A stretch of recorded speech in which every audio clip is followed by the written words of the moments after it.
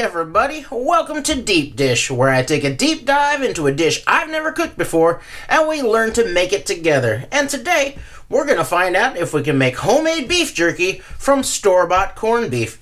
It certainly looks good right out of the dehydrator, but is it too tough? Is it too salty?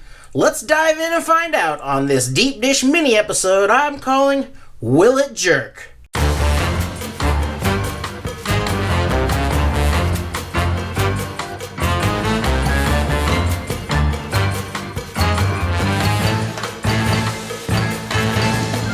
I love corned beef, and I've often wondered that since it's an already brined and cured piece of beef, could I slice that up and throw that in the smoker or my dehydrator and make a decent jerky? Well, that's exactly what I'm going to try out today, and I've got a nice store-bought point end of the corned beef here, and it's the fattier cut, but if I cut along this fat line here and trim this piece up a little, I should have a nice lean piece for the test. My only real concerns with using the corned beef to make jerky are that it may be too tough because this is brisket, and brisket is a very tough cut. So I'm going to tenderize that a little bit before dehydrating it. I'm also a little worried that it could be too salty due to the brine that they use. So I'm going to take a small slice and I'm going to fry it up and taste it. And if it's too salty, I'll just soak that piece in water overnight before I dehydrate it. So the first thing I'm going to do is trim along this fat line and get a nice lean piece of meat. Let's see here. There we go. It's very obvious. Once you start cutting into this meat, it's very obvious where the fat is, and if you kind of lay it down and apply a little pressure, it'll kind of almost guide your knife for you.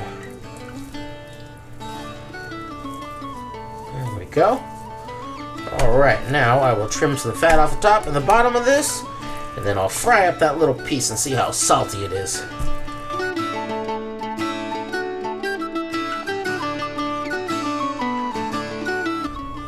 My little fried slice of corned beef is all ready to go. You can see it's got that nice rosy color still from the cure, but I'm really just trying to see if this is too salty.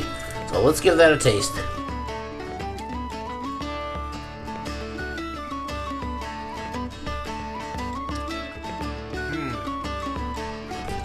This corned beef is pretty mild, so I'm not going to bother soaking this. I'm just going to go ahead and slice it up and get it in the dehydrator. But they do really vary in flavor, so I think this is probably something you're going to want to do if you try this. And remember, it's going to reduce by 50%, so kind of imagine double the saltiness of what you're tasting here. Now I'm going to cut this into some pretty thin slices. These are maybe a little more than an 1/8 inch thick. That was a pretty tough piece that I tested out there, so I definitely don't want to make these too thick. They sure are pretty. There we go. And since that test slice was pretty tough, I'm gonna put the smackdown on these with the old Kung Fu meat masher.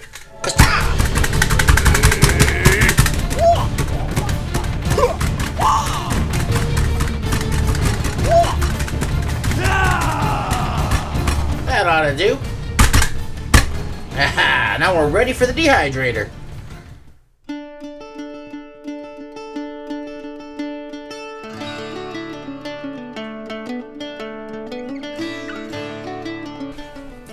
I think I want some fresh ground black pepper on this batch. I don't think I'm going to be going wrong there. And now I'll just toss this into the dehydrator at 150 degrees, and this tiny little batch here is probably only going to take about 3 hours. After just about 4 hours in the dehydrator, this looks like some pretty good jerky. The color is beautiful, black pepper stuck really well. If I tear this, I should get those signature white fibers that let me know that the jerky is done. So, let's give it a taste. Wow. That is very good. It is not too salty, just about right. Just a little bit tougher than some of the jerkies, but couple of smacks with that tenderizer, and I think this would just be perfect. Wow, that's great. I'm surprised you don't see this more often. Now I got pocket corned beef. This is incredible. So to answer the question, will it jerk? If it's store-bought corned beef, it certainly will, and it's pretty darn good. Thanks for watching, and tune in again next time for another episode of Deep Dish.